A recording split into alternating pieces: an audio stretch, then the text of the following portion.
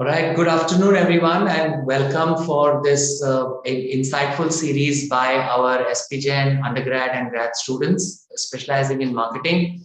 This is an event as part of a collaborative effort from the marketing clubs of the undergrads as well as the grad students. A different kind of an initiative planned for a brand new year with a brand new series.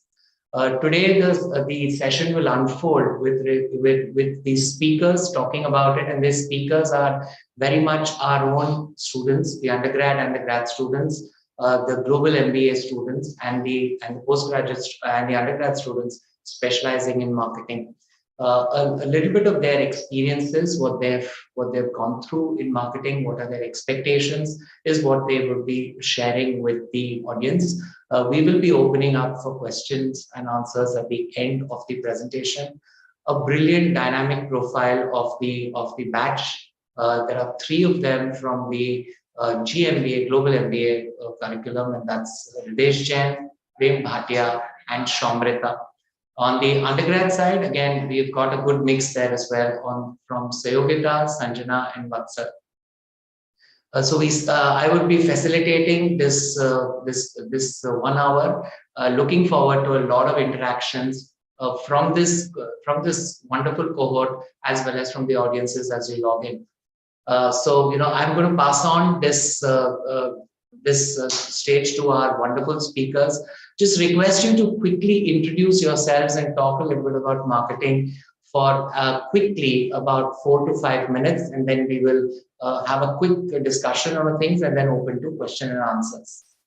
So let's start, and let's start with the graduate students first. So let's start with Ridesh, with you first. Hi, Professor Kothari. Nice again after a long time. Hi, guys. Hi, everyone. I'm Ridesh Jain. I've been a part of this course for almost 8 months, entering the last leg now. And it's been a wonderful journey, and it has been complementary to the experience that I've had before joining the college. So I typically come from a financial background, academically speaking, but I decided that's not really something that I want to pursue. And I switched to marketing and I started as a content writer. And over the last 5.5 years, I've right from being a content writing intern, I've traveled my journey towards being overall digital marketing / growth hacker, so to speak. And I've predominantly worked in the tech startups ecosystem in Mumbai, Bangalore, and Delhi. I also run a cloud kitchen here in Mumbai. It runs under the brand name Dabafy, and it's been operational for the last 4.5 years. And we have built it very fundamentally. And if the opportunity comes, I'll kind of give a few examples from Dabafy, how I've kind of built it from the scratch, and I've been able to kind of have a very good economics at this scale as well. So that's my overall experience, and I am looking forward for a very Wonderful, Ridesh. I think quite an interesting profile there, and we'll be interested to know a little bit of what caused you for a switch later on during our discussion from a finance to a marketing, and how does it help you, going forward. So we will be touching upon that a little later. Moving on, Shamrita, can we have you? Hi, sir. Hello. It's nice to connect with you once more. Same here. So, thank you. So, guys, my name is Shamrita.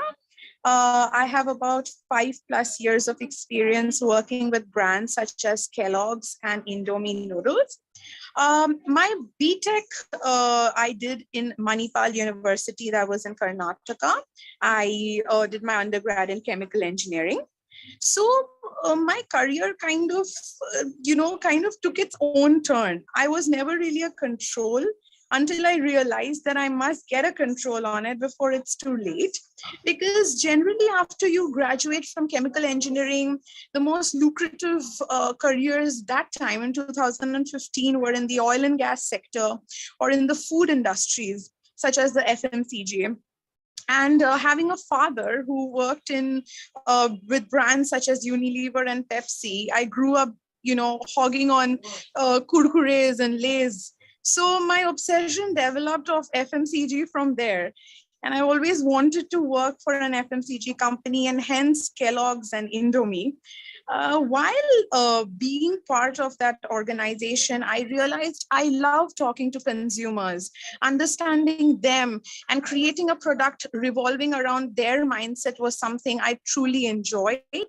And hence, I wanted to switch my career from operations to marketing. And here I am majoring in marketing and SP Gen. It's wonderful to have you guys here, and thank you for having me. Wonderful, Shamrita. I think quite a lot of vastness in the experience from operations to marketing, and we will touch upon the consumer being the king from an FMCG perspective later, and how does these dynamic movements of the consumer around us help organizations to change their plans and strategies. So wonderful, fantastic. Prem, can we have you please? Yes, sir. Very good afternoon to you, Professor Kothari, Sayogita, Sanjana, and Vatsal. Thank you for having us here today. So my name is Prem Bhatia, and a little bit about myself is that I did my bachelor's in management with a specialization in marketing about 11 years ago from HR College in Mumbai, and I started off my professional career through digital marketing, working with Digitas, which is a part of the Publicis Group, which is one of the largest group agencies in the world. From then on, obviously, there I had a client servicing role. I wanted to get into the business side of things, dealing more with numbers.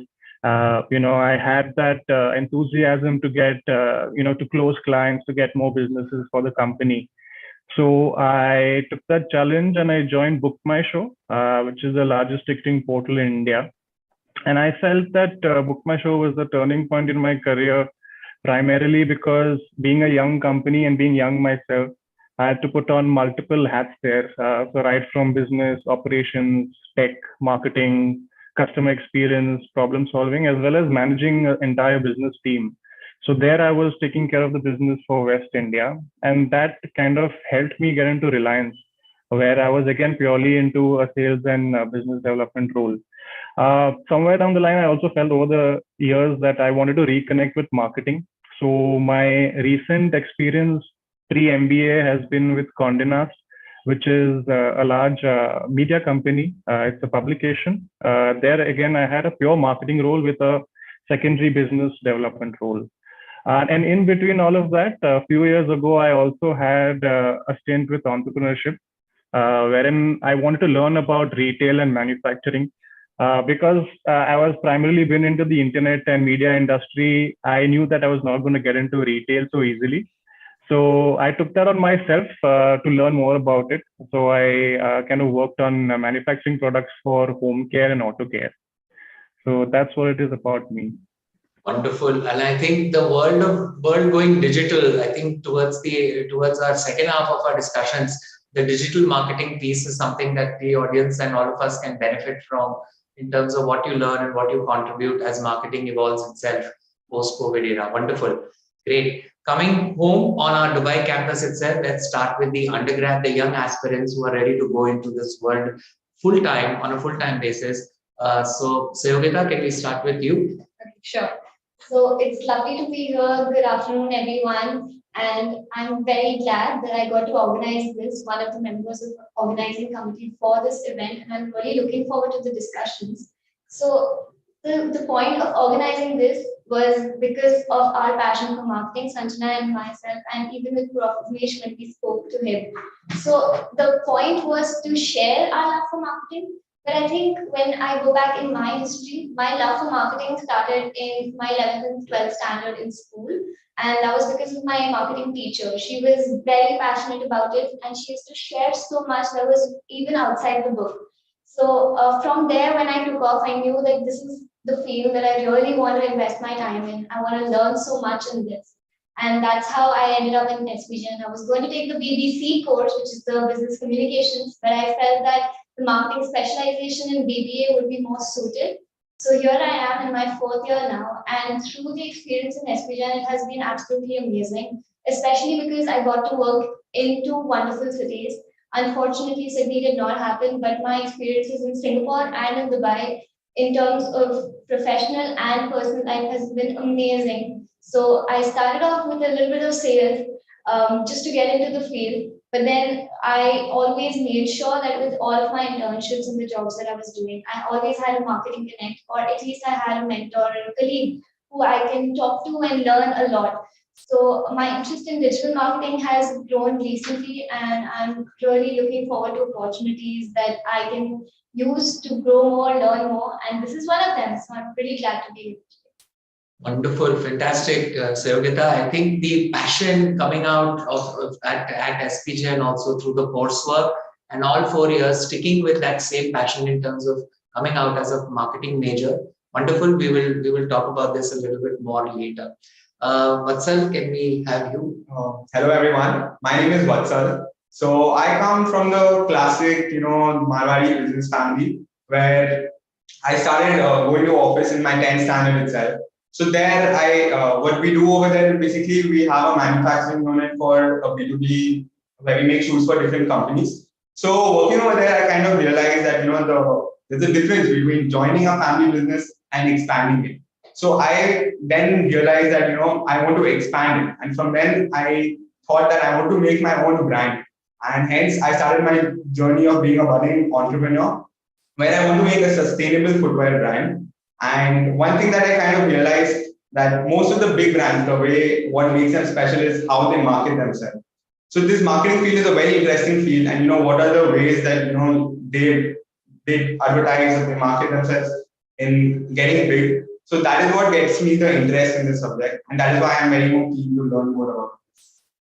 Wonderful. I think that's a fantastic, and I think as part of his journey to understand it, he's picked up his entrepreneurial dream as a part of a project in class to be able to align the two things together and come out and shine bright as a young budding entrepreneur with a specialization in marketing. Fantastic. Sanjana, can we hear you? Yeah, hi everyone. I'm really glad to be a part of this discussion. So, something about myself. Hi, my name is Sanjana. I am pursuing my undergraduate BBA degree from SPJ with majors in marketing, and it's my 4th year. So, since childhood, I have always observed my businessman father, and that has inspired me to take up a career in business management, which is why I took this course. Earlier, I used to always think the Indian TV ads as something very childish and lame. But now, being undertaking various internships in multiple startups, MNCs, and mid-scale business, I've realized that there is so much of thought process and design thinking that goes behind in creating a simple promotional message for the brand. So, marketing is definitely a tedious task. And when I ask people what marketing is all about, they just answer that it's just advertising and promotion. But we as marketers know that there is so much more into it. One challenge that I've faced in my life is that I was always very shy to speak in front of a large pool of audience. But I understood that in order to be a successful marketer, we need to have excellent communication as well as networking skills. And here I am to overcome this. I firmly believe that nothing worth in life comes easy, and therefore I always like to challenge myself. And I like to take the lead in teams, whether it's assignments with my peer friends or in the workspace environment where I'm dealing with interns or colleagues under me. And I'm really glad and excited to be a part of this discussion and looking forward for career opportunities. Fantastic. Very well grounded from that point, coming from understanding what areas to work on and having worked on it and leveraging marketing specifically to come out of that and understanding. And we all, I think, agree with the fact that marketing, if I can use a simile, it is like a movie. You evaluate it in 3 hours, good, bad, or ugly. But the making behind it is about a year, 2 years, probably more than that also. And I think that making, if done rightly, the ending will also be right. So we look at a brand and we like it, dislike it, hate it, love it. But what goes behind building that brand is, of course, a comprehensive, integrated exercise at the workplace. And I think that, as marketing professionals, we would like to discuss and share here. Wonderful. Oh, well done. Superb, guys. Moving on to our questions. We've just posed some questions to get it started. Feel free to add in more, my panelists, in terms of what we have.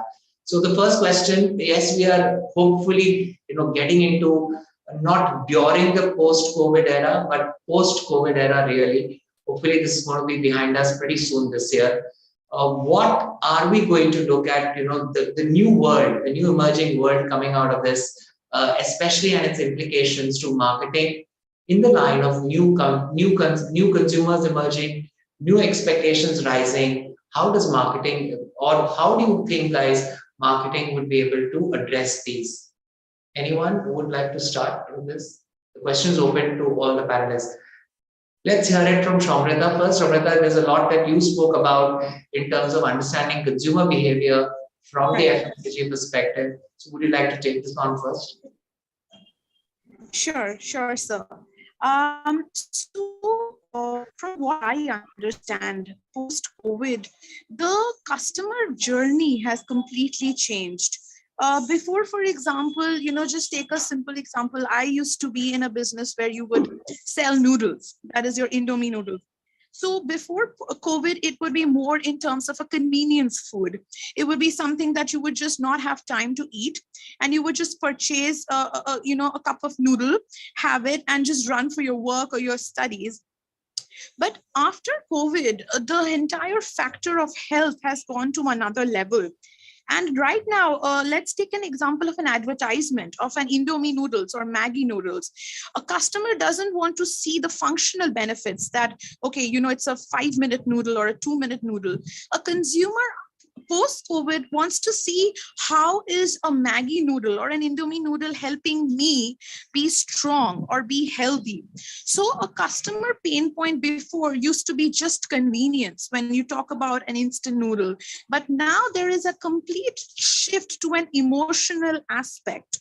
So right now, it's not more for a brand in terms of return on investment, but now brands are looking into return on integrity. So a definition shift or ROI has also taken place. So this is a little bit of my take on how there has been a shift towards the entire marketing space in terms of specifically focusing on an FMCG product. Sure. Yes, I think on the Indomie example, very rightly said, Shobhita, on the health perspective. Years ago, I had done some work for Indomie, and at that time, the biggest challenge for Indomie was how do you combat Maggi, which was the benchmark, the category synonym for noodles. But at that point of time, they started on the family, togetherness, quick meal, joy, and I think those things they used in their communication, and they did pretty well in the UAE market. Coming from Saudi into UAE, they did pretty well in the 3rd or the 4th year of their operations there. And as rightly said, it is the emotions that people more look at, and I think the health cue is the most important one, especially in the COVID era. Anyone else? Yes. Sayogita? Yeah, so I really like what Shambhita said, and I agree with her. But I just like to present this in a different light. So I'm just really interested in the consumer psychology and how it really, even small things influences a person to buy or sell or just make a decision. So when we're talking about the post-COVID world, I think the consumer psychology is very important because there have been a lot of shifts. Like even something simple like working from home or wearing a mask when you're uncomfortable wearing it, it doesn't matter. You have to do it. So the consumer's mind has shifted to doing things that are a little bit unconventional or uncomfortable. And in terms of this, I think it's also the employers whose minds have shifted because being a graduating intern, and working in several companies which are startups or even mid-scale, I have realized that the employers are a little bit more open to us, even though we don't have that many years of experience, or we might not be old enough. I'm pretty sure that earlier the thought process was that if someone is 21 years old, then they are just going to get, maybe just cleaning the table or getting coffee or doing errands like that. But now they want us. They want us to put in our digital experience to use. They want us to put our tech savviness to use. And therefore, we are being valued more. So being an undergraduate student who works and interns, I think that is my point of view, that the companies or the hierarchy, the bureaucracy, whatever you can call it, has changed and they have become more open-minded. Great. I think that's very true. Talking about human resources, the human capital integrated with marketing. Very agree with that.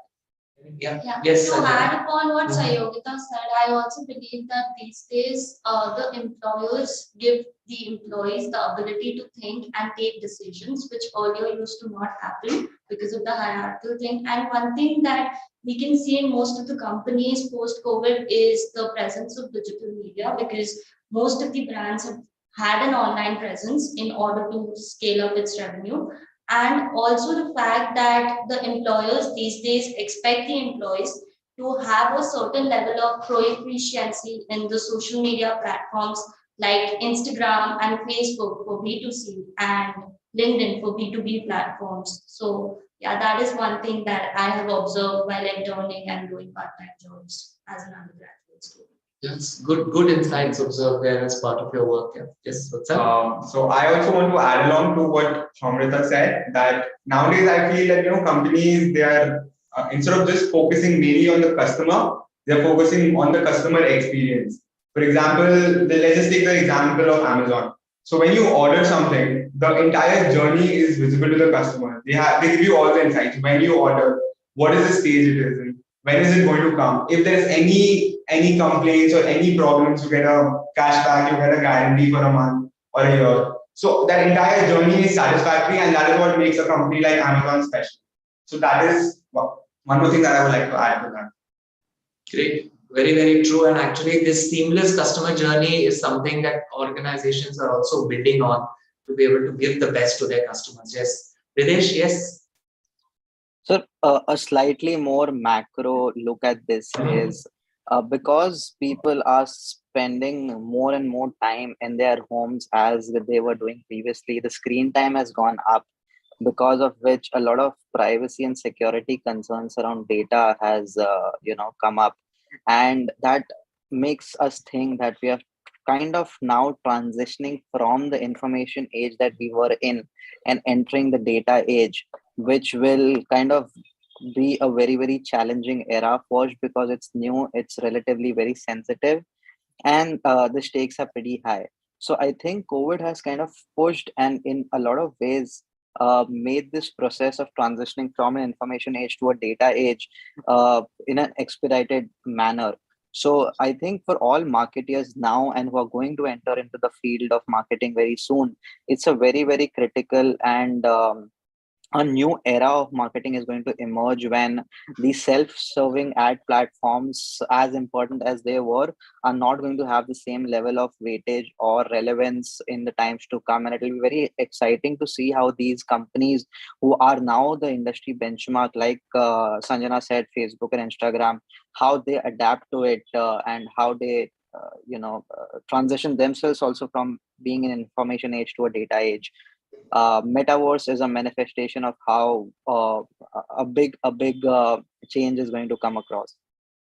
True, absolutely. And I think just to add to that, Ridesh just had just done a study about 4 or 5 months ago, and we were all looking at how to enhance customer experience. The normal model for a customer experience was, understand their needs, give them the things, turnaround time should be minimum, a friendly smile, understand your or knowledge partners, the usual things. So when we ran this model, there was one aspect there on cybersecurity and customer trust. And interestingly, that was the most important for a customer to be satisfied in order to enhance his or her experience. So yes, the customer trust part has become very important here. And interestingly, the central bank last year, they gave all banks a kind of kind of mandate that they need to come up with a customer protection act. I mean, as part of the customer protection act, they need to come up with a customer protection policy in line with that act. And that was quite a revolution movement that one saw here in the UAE, at least, Yeah. aligning customer expectations to regulations from that point of view. So Yeah, so the European Union GDPR, yes, is very restricted to that geography, but the need has to extend beyond that border. So I think those policies will come in place sooner or later, and a lot of things will change. The Apple versus Meta war now around privacy issue is again a symbol of correct. why this is becoming so important. Correct. Absolutely. Prem, on the digital marketing side, would you see anything? Yes. So I'll just probably go through a funnel approach in terms of looking at the transition to the post-COVID world from the market level, then companies, and then what is the expectation from employees. So as we definitely know that the transition has been from traditional marketing to which is offline to the digital, and obviously tech has enhanced that with the platform shift. The mode of messaging has sort of changed with traditional brands now using social media, as Ridesh and Sanjay mentioned earlier, using push marketing and leveraging social media. Brands are able to get that kind of audience to reach them at the right time and at the right place. So consistency of communication has become key, pre-COVID and post-COVID as well.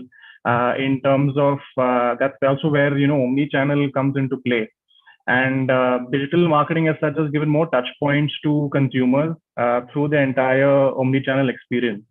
And what I feel is that marketing is now post-COVID become more inclusive for brands.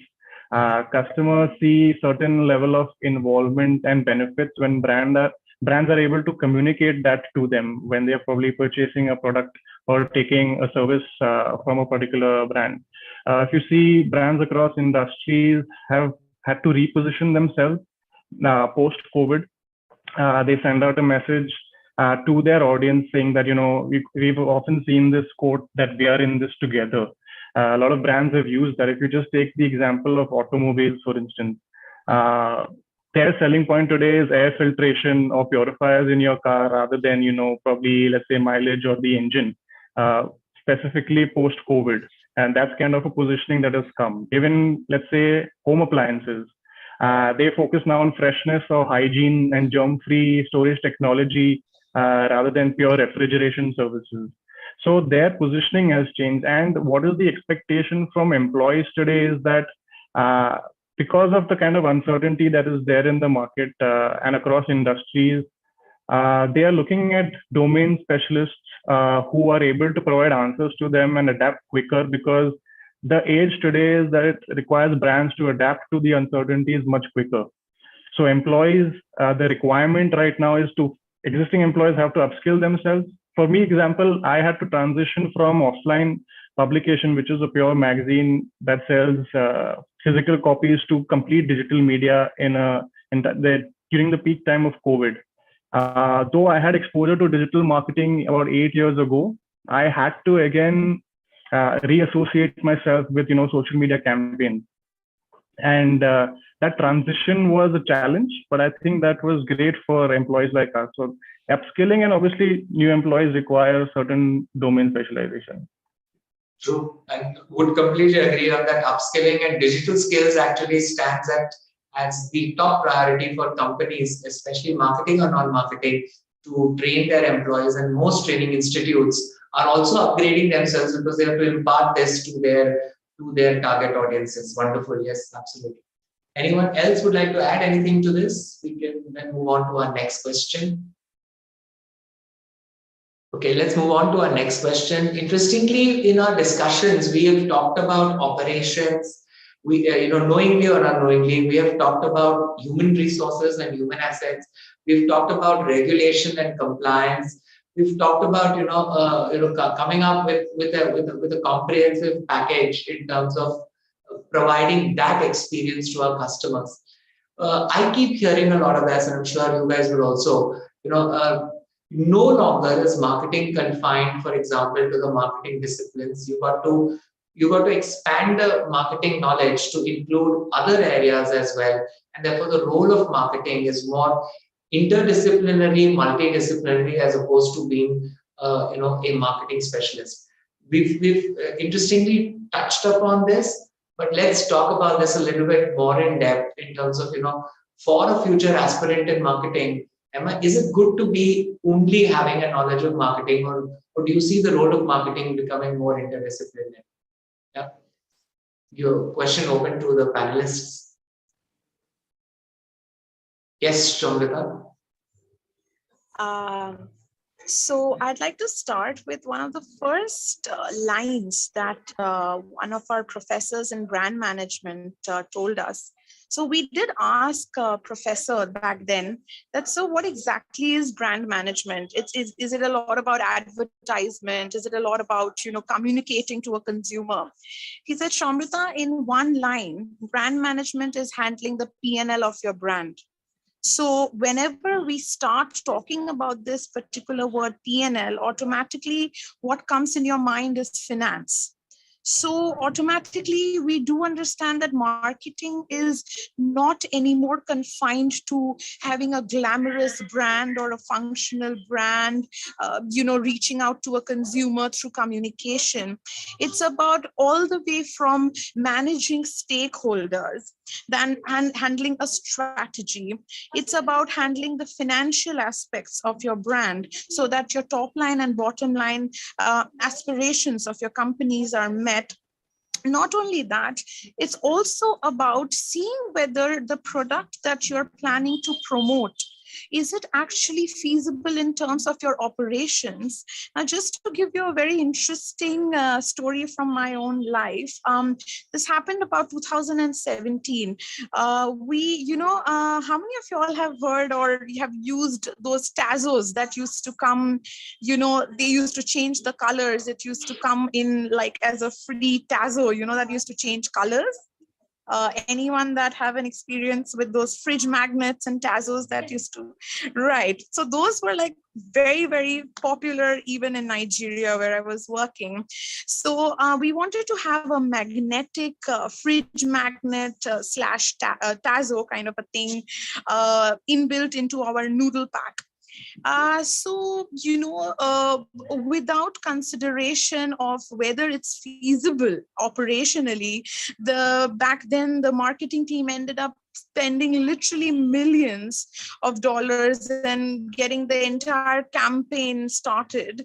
And before we know that, it's not feasible, because if you're involved, any one of you, with the food industry, it's a very big component called food safety. For that to happen, you need a metal detector. And now anything magnetic will always stick onto a metal detector, so it will not pass on. So having an understanding on operations is equally very important for a future marketer or a marketer of today. So what I intend to say, it's no more in a silo that a marketer works. It's completely interdisciplinary with a strong focus on finance and operations. True. Oh, good. Thank you for sharing that insight, Shamrita. I think it is wonderful to know that it is strengthening its application as an interdisciplinary function. Good. Ridesh, you had a hand raise, right? So Yes, sir. I think marketing is going to be outcome of a lot of disciplines. So when we talk about we're trying to market a product which is going to enable a business. So we are going to have to take care of the economics of that business. Most of these businesses are enabled by tech or enhanced for performance by tech. So you have to have a decent tech understanding, because you're going to deal with product managers who are going to make and build products which are technologically based. We have to have a very, very sound understanding of design. Uh, Design, for example, Elon Musk is making a product which is technological in nature, but the focus on design is impeccable. Same with Apple. Apple has an incredible focus on design, and they've always focused on shipping the perfect designs for their products, regardless of the form and factor. And the form and factor has to be simultaneously equally good. The one cannot be more important than the other. Uh, and I think you are the best person to speak about research and how it is important in marketing and overall business. The boundaries between marketing and sales are blurring day and day. So it's beyond any doubt that marketing cannot be considered an isolated field. It has to have human psychology, as Sanjana and Sayukta was saying, that we have to understand the consumer. So it's highly linked to a lot of factors, and hence marketing is becoming more and more challenging, and also at the same time exciting. Wonderful. Yes. Yeah. I'm glad you ended up with exciting more than frustration. Good. Yeah. Great. Anyone? Yes. I Yes, think, sir. yeah, to add upon what Ridesh and Shobhrita just said, I also personally feel that no longer can we see marketing in a single dimensional way. For example, many companies these days are using predictive data analytics, as we all know. So, and a successful marketer, I believe, should even have some knowledge of the analytics side to know how algorithms work and how they can analyze and monitor stuff. So, I also personally think that in today's time, a marketer needs to have a lot of disciplines and skills in mind in order to pursue. Fantastic. Yes, absolutely. Yes, sir. I think to just take off from what everyone's been saying, we all agree that it is definitely of utmost importance that a marketer should have knowledge about all the roles available, whether it's data, operations, sales, or any of the other things that have been mentioned. But if I have to just add one thing, I think I would say that definitely it's important, we've agreed to that, but it is also important to not lose sight that as a marketer, you should yourself have a specialization in something. So it should not be that you have little knowledge about everything and then you are not focused or specializing in something, because as we were discussing earlier as well, that the industry is changing, companies are changing, roles are changing. So if you are not focused in one thing that you're really good at, I don't think it would be very easy for you to grow or even succeed for that matter. So that's just one point that I'd like to bring about in this discussion. Sure. So Actually, the keyword here, I think, should be interoperability, because even when you have knowledge of these fields individually, we have to kind of unify, consolidate that information and translate that into wisdom and then apply it in the business context. So maybe it's a long, complicated process, and I think everyone should focus on bringing that interoperable thing into play. And I think that's a very appropriate word used, Ridesh. And I think the whole I would say that has caused a lot of disruption. Of course, there's a lot of disruption around a whole lot of things, including the marketing function. And as you know, we talked about saying that at the end of the day, we say our brand has given us a market share or a brand has given us a value of this.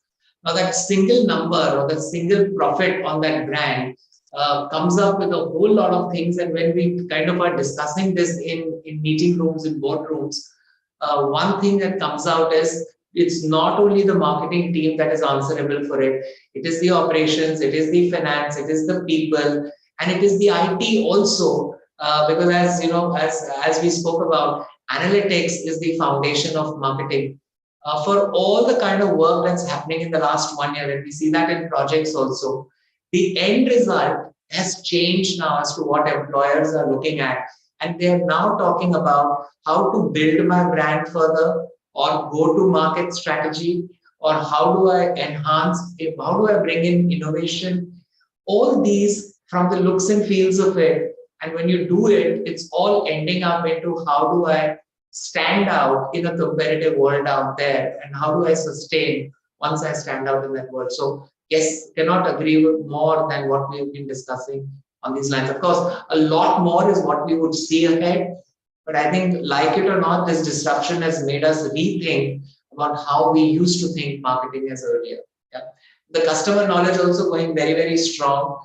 Cannot dupe or fool the customer by nice words that marketers used to give, like TNCs applies up to this discount. And so you need to be very, very informative and very, very realistic with your customers. Anything else, anyone? Yes, that's I just wanted to give a small example of Sure. what is happening. So at first, before I wanted to make sustainable shoes, we were just making those normal shoes, and I didn't find anything different in that. So then I just saw one day in an ad that plastic bottles can be made into a yarn. So I just ordered a sample of that yarn, and I went to my production manager and then I asked him, can we make yarns with these shoes? So he made a sample, and honestly, the sample came out really nice. So I just wanted to add that, now instead of making those normal shoes, if I just use it in a sustainable approach, and I have the knowledge in the operations also. So that gives me like an upper edge in terms of marketing also. So that way, it's all connected. You can use your finances also to market. You can use, if your operations are strong, then your marketing, you can use it in that way. Pretty good. Yeah, true. Very, very true as well. Yeah, on that side. Yes, Prem. So just highlighting one of the points that you had mentioned about, multiple departments within the company getting involved with marketing. So I'll just probably give background from my experience with marketing is that, throughout my career, it's always been cross-functional for me, whether it's, account management or brand management by and large. Dealing with finance teams, legal teams, operations, IT. As a marketing personnel, I had to literally understand how to read a legal document and see if the key points are mentioned in a legal document, if it's actually bringing the kind of collaboration with the brand. From a customer experience, I had to understand the technical background of the entire e-commerce platform at Book My Show to ensure that the customers' problems are solved, whether it is the end consumer buying a ticket or whether it is probably an event organizer who's listed an event on the product. Even from the finance perspective, we are only able to drive sales and generate leads if the marketing team is giving that support to the team to develop a brand, have a certain kind of identity that you can actually bring value, a certain price for the product that you're offering. So it's always been cross-functional throughout. There's never been a specific role. Like, you could be a specialized personnel for digital marketing, but when you get into generic marketing roles, it's more about handling all of these departments together to actually bring results to any brand that you're managing. True, absolutely. And I think on the digital front also, the kind of, the things come up, complaints, compliments, feedback, analytics, goes back to different areas within marketing and outside marketing for an appropriate, robust action plan. So, I would add more to that and just agree with that it was nice that you were into a cross-functional role before itself and got those learnings there. But a lot of people are getting into this, and I think one skill that people want to now know is how comfortable are you to know the pain points and issue points of the other areas, so you can work collaboratively as a team, not within the function, but across the functions also. And so I think, yes, totally there. Yes, Vida? Again, I just want to add another angle to this. I just want to steer the direction into a different way, because we have been discussing whether or not it is important to have a multidisciplinary role in marketing, and we all have agreed to that. But I think I just want to discuss about why is it important. And for that, one point that I'd like to bring forward is because information, education, and knowledge has become so easily accessible. So if you want to learn something in finance, or maybe you want to learn a little bit of operations, you can just go online and take course. Or even if you want to talk to someone in your company, the ease of communication has also become so much easier than it was maybe 5 or 10 years ago. So that I feel has directly impacted why the importance of marketing as a multidisciplinary role has increased. So I think if anyone else wants to add on as to why it has, please go ahead. Sure, agree. So let's move on to the next topic. Yeah, of course, these are just pointers that we are highlighting. I mean, we could have an entire day talk about this, but in the interest of time and in the interest of what insights we want to bring on to the discussion and to the audiences also, I think we'll move on to the next question, next area. And yes, we'll start off with the postgraduating students or the GMBA class.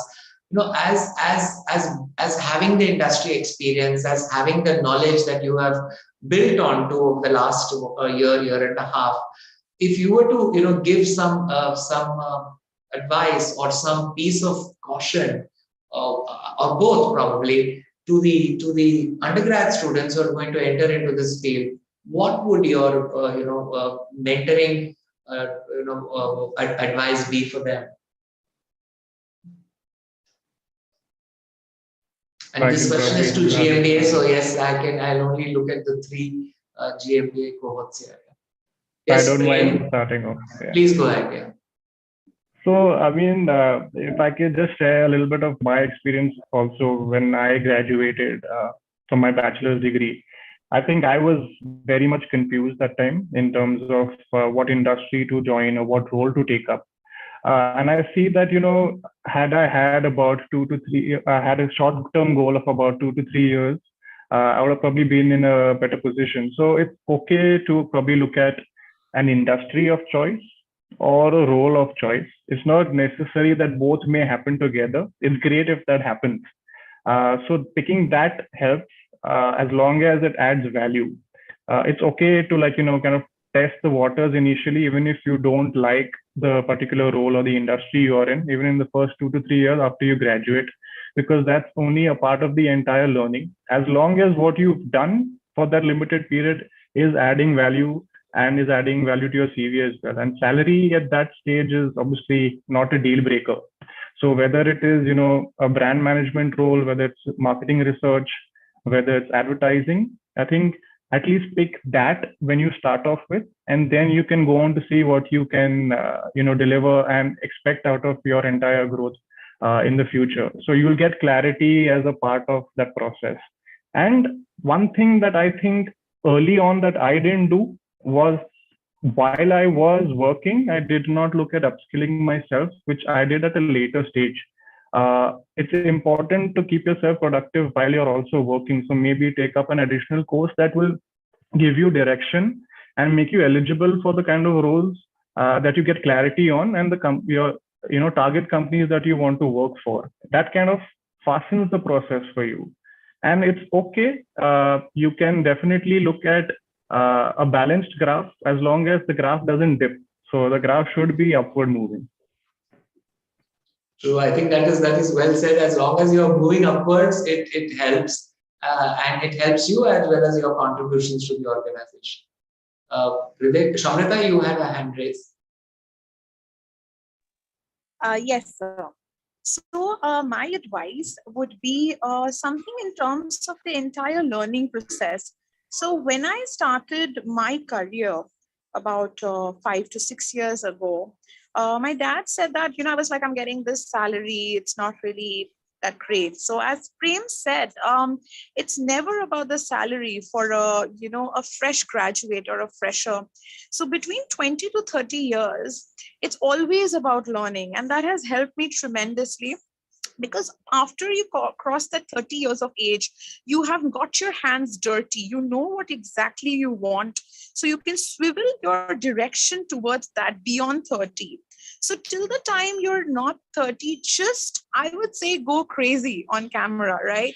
Just go explore yourself. You may hate what you're doing after your job, but anyways, get on with it, because you know at least not what you like, but at least you know what you don't like. So your options move towards a direction. And definitely, if you're a fresh graduate and you get into one of the top brands that you're going to work with, don't expect like an 8 to 5 what's written on paper. It always goes beyond that. But one thing that I've noticed is hard work always pays off. Like your bosses don't not really care about how much knowledge you got from your B school or your undergrad degree. They see more into your soft skills, because they know they will build on to your hard skills. So definitely be on point with your soft skills. 2 of the very important things my employers told me, one was punctuality and discipline. That's the first thing that any employer sees. And second is hard work. Even if you're a fresher, they want to see how eager you're to learn, and they want to see what is the path that you want to take and grow. So these are a few of my advices that I've learned during my experiences. Great, wonderful. Videsh? Yes. So I think I'll get slightly nerdy with this answer, because I have that innate nature of being that. So one, it's very important for you to be well-rounded, and by well-rounded I mean it also includes being well read. And because we are in a global environment, we're pursuing course that has a global dimension. We cannot ignore international finance. We cannot ignore geopolitics, because these are all things that come into play. That is one. Second is, have the nature to deep dive into things. Now we are doing a bunch of things, and deep diving into all of these things is naturally impossible.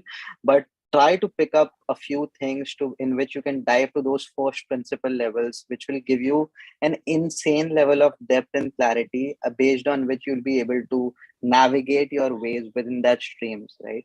uh, Third, I'd like to say is that, there's no formula I can give you, but there is kind of a framework which I've tried to discover myself.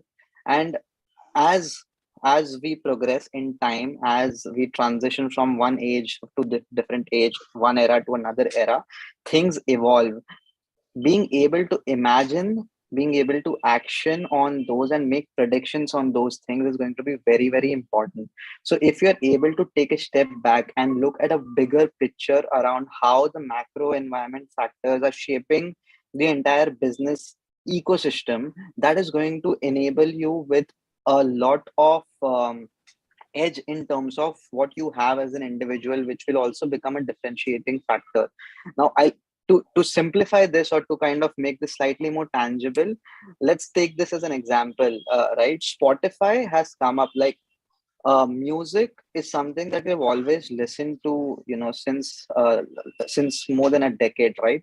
We always had free music to be downloaded through various means, but these apps have come up now, and Spotify, for example, has positioned itself as a company which gives music as a service, right? Now, how has this as a concept become? Why in on earth would anyone pay for music, right? And the way this has developed, right, from, so there are four things that come into play. One is the technology that is available, bandwidth that is available. And when I say technology, the service providers, in this case Spotify can be an example. The second thing is that the technology of access, the speakers, the Bluetooth earphones or headphones, the cost and the accessibility that this technology has now is far more than what it was before. It is so cheap now, mostly everyone can afford, even a below average income group can afford a reasonable Bluetooth earphone. The third thing is the bandwidth, the actual data, the internet speed that we have. If none of these problems were solved first, Spotify as a service would not make sense 10 years back.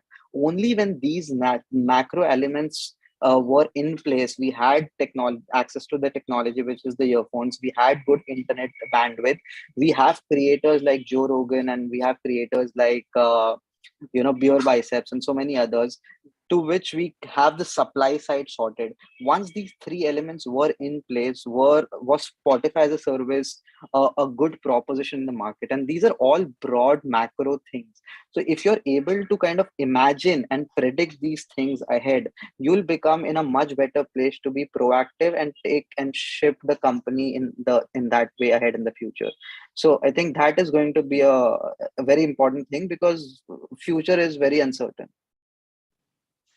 True, correct. Yeah. And yes, I have seen the Spotify ads, and I think the execution of including all those has been brilliant. And I think what it has to offer has been become a necessity now, especially during the COVID era and beyond. Yeah. It's good. Yes.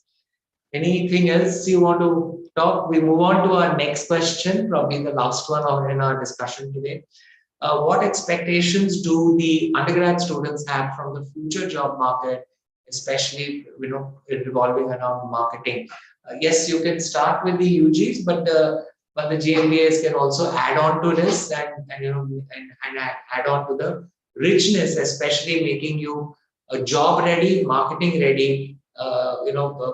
It's wonderful to know that the GMBA guy, the experience that you've had must be a tough decision to discontinue with that. Give yourself a sabbatical, some kind of story. Learn, upgrade, enhance, and then go back into the industry. Whereas for these guys, they are upgrading, learning, and now they're ready, freshly getting into the full-time job market. They've done internships, but they want to get into this and leverage it. Yeah. So yes, let's start with yes, Vatsal. Okay, so if you ask yourself a question that, in the next 10 years, is the world going to go more digital or less digital? I think all of us would agree that it is going to go more digital. So what expectations that we have from the future job market would be that number one, it is going to be going hugely digital, and the entire, basically all the brands, everything is going to be revolving around the social media, and just like how we discussed earlier, the metaverse. So there are a lot of new, like companies like Flipkart, Amazon, Nykaa, they have their own stores in the metaverse. So this is a very interesting concept that people use for marketing. So I feel that in future all the brands are going to be going towards that direction. Okay, yes, true. I would agree. Yes. I think I'd like to continue from one of the things that I mentioned previously, that being a 21-year-old, I'm no longer seen as someone who won't add value to the company or won't be able to do my job, in the right manner, or won't be able to satisfy the goals or whatever it is. But I think with now the job market is such that startups aside, even big brands have accepted that interns do add value.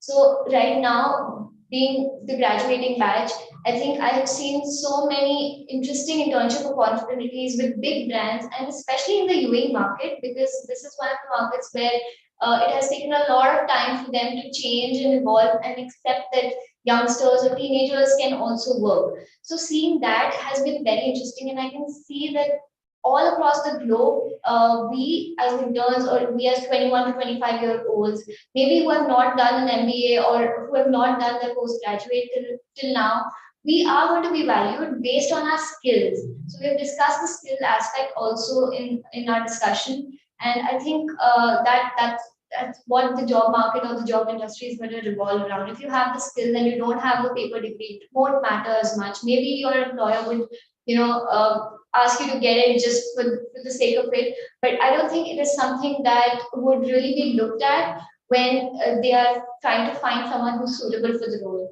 So that is very exciting, very interesting, and I'm actually very glad that it worked out and it happened at the right time, because I would be entering the job market, and this is something that I would expect, and I'm glad it's happened.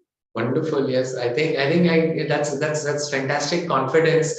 At least it is should not be the case a few years ago when you were stepping into a fresher market. In this market particularly, globally, yes, you would look forward to it, but in this market, you would be asked to produce some experience before you would get absorbed. So, having that kind of a positive mindset is a big shift that you will bring on to the job, to the employer, definitely.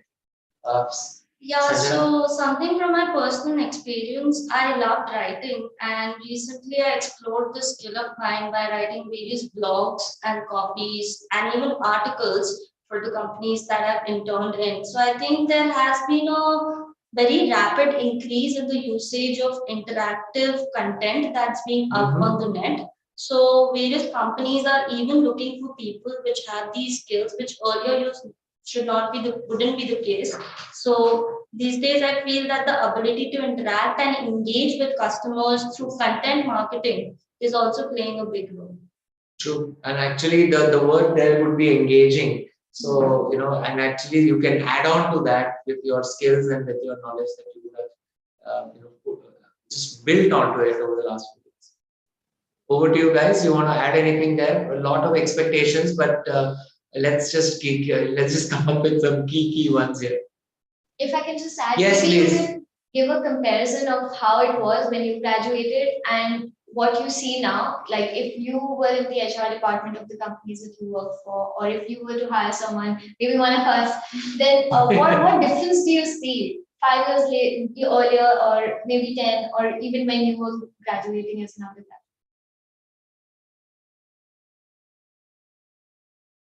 Yes, Prem. So I'll just cover the point of value creation, and that Sayogata had mentioned earlier, also addressing the question that you just asked. So as an intern or a fresher, you feel that there is value that you add to a company, and that is most gratifying, right?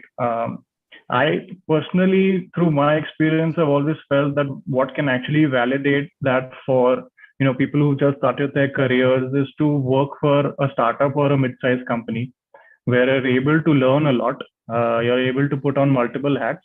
And even at a stage where you're probably going to be confused as to what you want to do in the future, that actually gives you a lot of clarity in terms of what departments or what industries you can work for.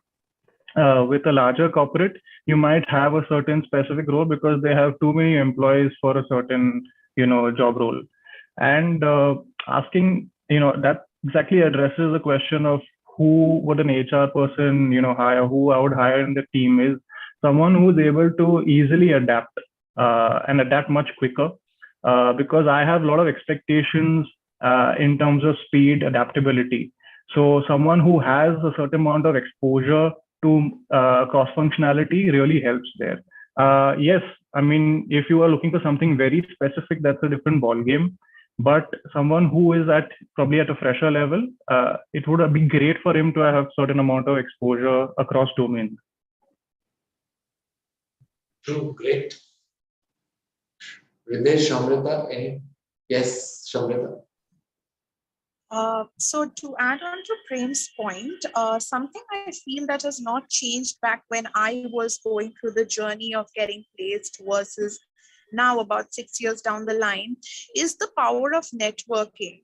Like you'll see a lot of these posts on naukri.com, which very soon you will try applying. You'll have LinkedIn. While I do understand those tools are very powerful in order for you to, approach the right recruitment agencies, etc. But something that I've learned over the years is there is no compensation towards a very good network. And to add on to what Vatsal said, and later I'm coming on to what Sayogita said, there's a huge stream of entrepreneurs that I see today that I did not see about 6 years ago.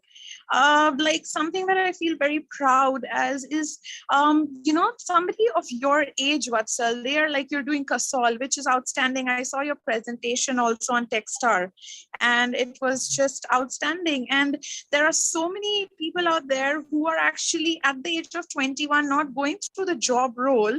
Instead, they're going through recruitment of people like us with 6 years of experience to drive their business. So that is one side, which is an entrepreneurship journey that people from a graduate is also going through. Now, moving on to the job market, I don't know if you all know this, but what I have understood from my colleagues and my seniors, the top 3 consulting groups of the world, that's your MBB, that's McKinsey, BCG, and Bain, they actually prefer fresh graduates. So students from BBAs and MGBs have a much higher probability to get placed in the top 3 consulting companies of the world than us as GMBAs. That's majorly because, you all are really fresh, and it's very easy to imbibe in the company cultures and the way that, they would like you to pursue your career through consultancy. So if you ask me, you guys have a very, very exciting career ahead. And it's not going to be a bed of roses. That's, I think, given.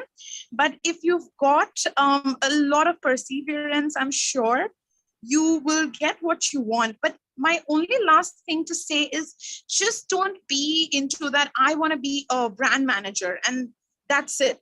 For all you know, you would be an amazing data scientist. So just be open to all experiences at your age at this moment. So that would be my advice to all of you. Correct. Great. Yes. You want to say something on that? Great. Yeah. Yes, Ridesh. Yeah, sir. So 2 things. One, so we are all aware about this company called as Cred. And behind Cred, of course, there's Kunal Shah, but along with him, there's this person by the name of Harish. I can't recollect his surname.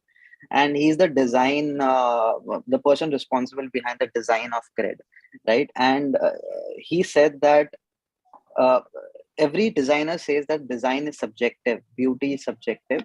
But then he also goes ahead and says that that is a bloody terrible reason to not make an effort to make a good design, right? So I'm taking that analogy and saying that regardless of where you are, what challenges you have, those challenges can never be a reason for you to not put enough efforts, assuming that those hurdles don't exist. So Never discount your efforts regardless of where you are going to be.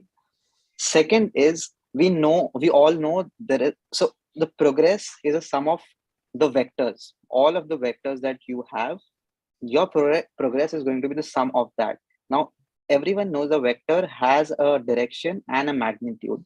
Now, both have to be aligned in that direction. So you can take this in a personal context or in a business context. If you're going to run a company, you have employees. If the employees' vectors are not aligned, even when they are having a good magnitude, if the directions are not aligned, the total impact will be either negative or zero. So each vector has to be aligned in the right direction, and the effort will give the depth.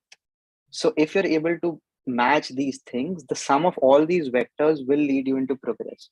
So I think, these are two reasons, two kind of suggestions, so to speak, which I have kind of tried to inculcate in my journey. True. Yes, very, very well given that example. Yeah, good. You have any other things to ask us? Yeah, I think that was pretty much based on our discussions that we managed to cover quite well, I would say, knowing that these topics by itself are sessions, and we would like to know a lot more. We would like to open the questions up to the audience now. If there's any, then you can go ahead and let us know what these questions are, or if you'd like us to cover any area in detail, more than happy to do that as well. Okay. Is there any question?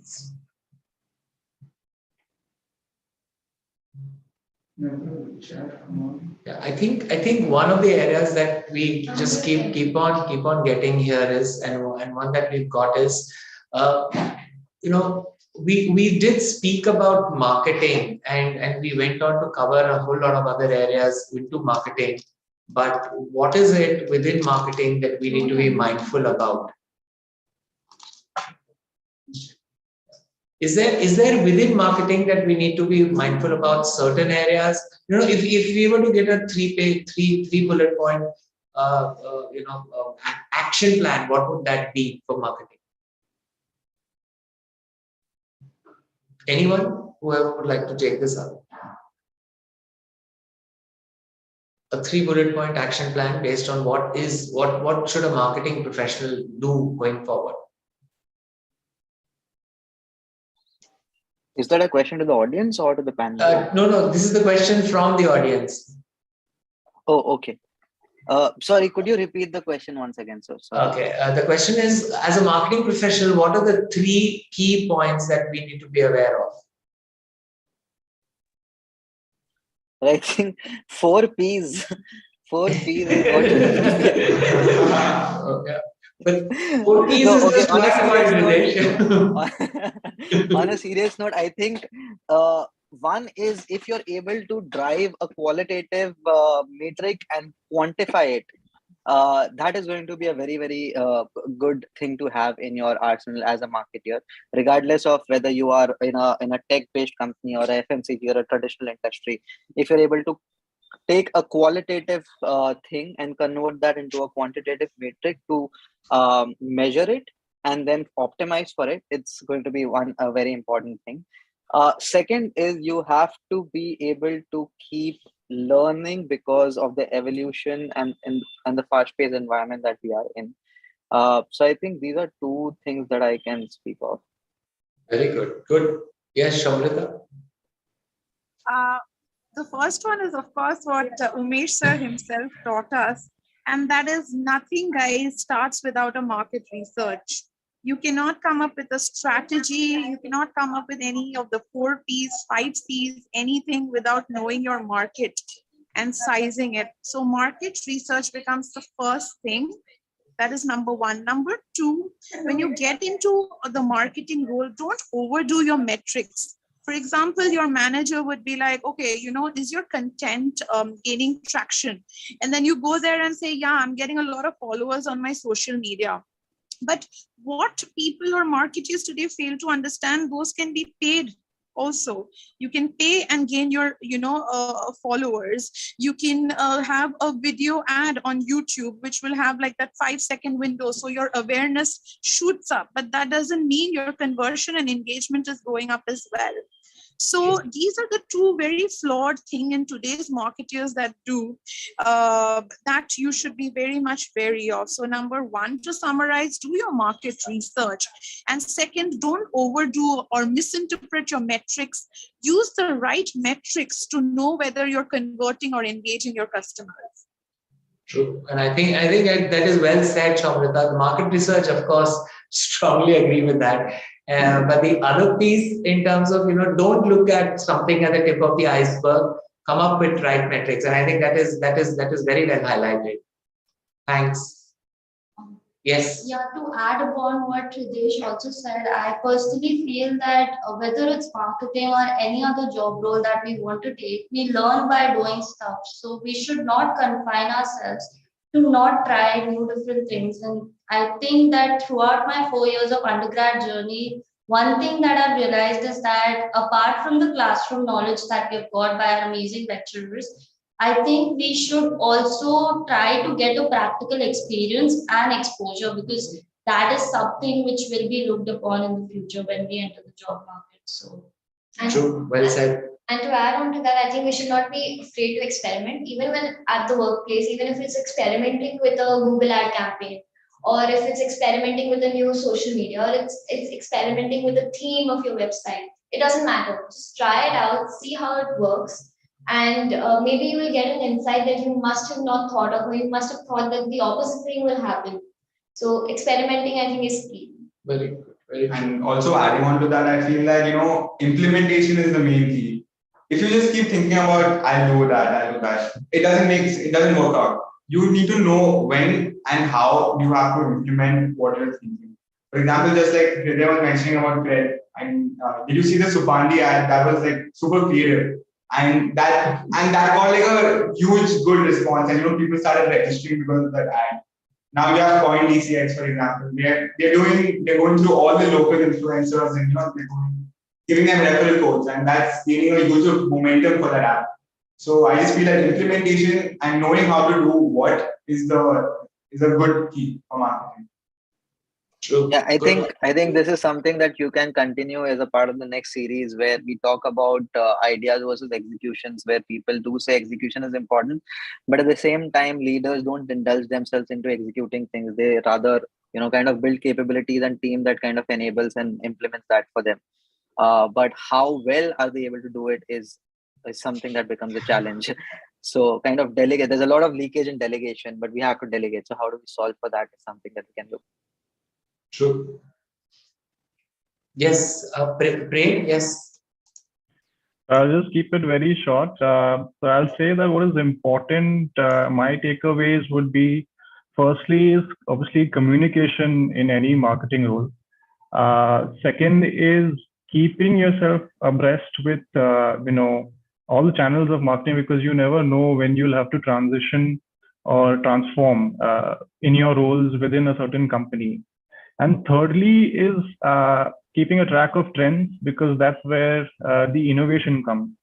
And whereas laying the foundation for your marketing career, I think the professors are doing a great job, and they are your answers to everything. Thank you, Prem, for that insight. I think we have one more question to take in the interest of time, and let's take this one. What is the key to compete with market leaders and giant brands post-COVID? Kind of answered it, but yeah, if anyone can look into it, what is the key to compete with market leaders and giant brands post-COVID? I think one would be to improve the customer experience, like how we had discussed before. Mm-hmm. Maybe the big brands, they might give you good quality products, etc., but they might not be there when, in case the product is damaged or something, they might not be there to answer your question or something. So the entire customer journey, maybe you can start working on that towards what you get in the bigger brands. Very good. Yeah, true. I would agree with that. I think one thing that I'd like to add is just on a general level that not a very specific advice, but what I have witnessed working in startups is the fact that a lot of startups or small companies undervalue themselves. They don't believe in the power that they have. And even though you must be selling something very simple, something that is easily available, but if you do even one or two things that are different, or if you are able to target the right customer, then you could be in another zone. You could be on cloud nine also. So if you don't undervalue yourself and believe in the power that you have, and believe that even one small action could make a change, then I think you're good to go. True. I think one again framework could be to create a very agile environment so that reforms are easy, because whenever you want to kind of take over a market leader which is a giant in a big market, you need reforms, and you have to move the needle slightly to have a longer impact. So of course you have to give it time, but the reforms, and because of the bureaucracy in the corporate, it slightly becomes challenging. So if you're able to kind of solve for that early on, it'll be a very very good thing.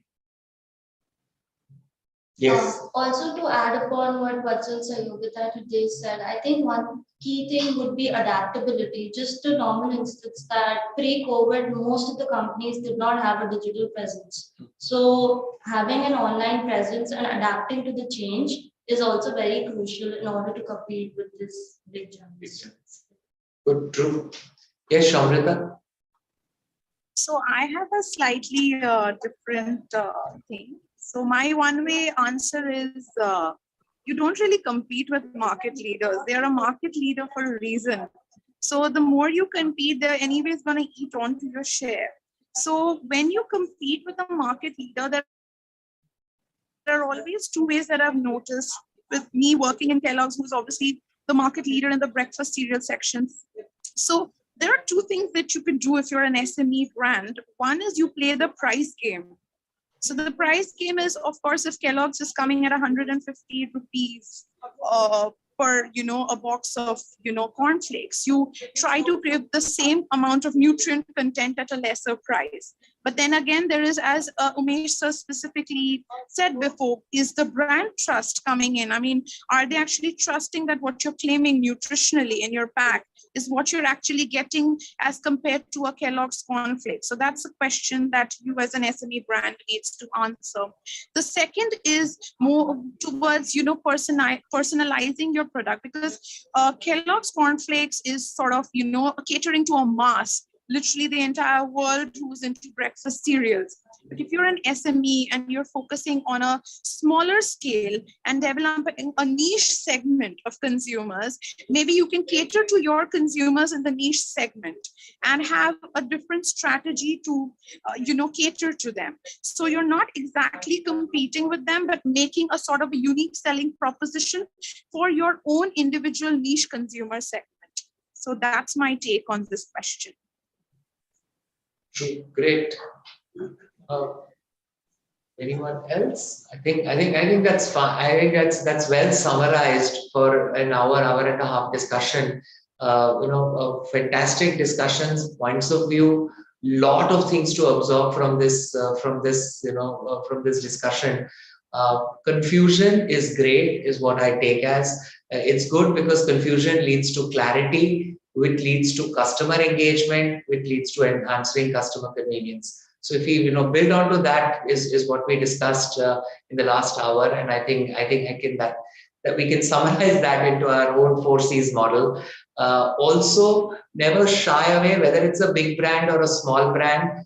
You have certain values that you want to come out right with and offer to your consumers, and be very, very strong about it, that what you can offer, nobody else can offer. And that's how a small brand can emerge into a big brand. So those wonderful takes.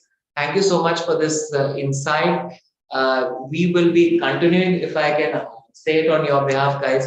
This series will continue. It's the start of a year. And I think as a facilitator today, it was wonderful learning from a variety of mix from the grads as well as the undergrads, and just sharing their knowledge through this marketing club series. So thank you very much for all those of you who joined in. You can get in touch with all these young dynamic buddies and ask your questions more. And all of you, a very warm thank you. And of course, to be able to putting up a great discussion in a short period of time. So thank you, Prem, Ridesh, Shomrita, Vatsal, Sayogita, and Sanjana for putting up this event. And just watch out for this space. A lot more to be coming in this year, 2022. So thank you, and wishing us a very brilliant materializing year where we can materialize with our dreams this year. Thank you very much, guys. Thank you. Thank you so much. Thanks, Thank you everyone. so Thanks for much. having us. Thank you. Bye. Thank you. Thank you so much, everyone.